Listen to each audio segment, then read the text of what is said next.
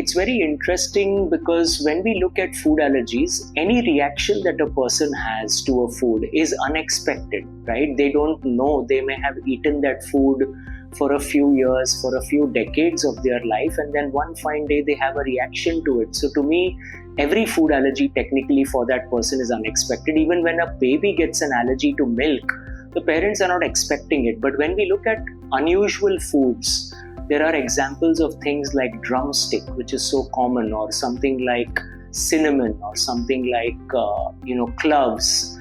I've even had people who react to the red dye, which is used in food, in drinks, in textiles, and these red dyes are derived from an insect called cochineal bugs, and it's called carmine red. So we've had people have allergies to these things, and sometimes even anaphylaxis, which is a severe allergy.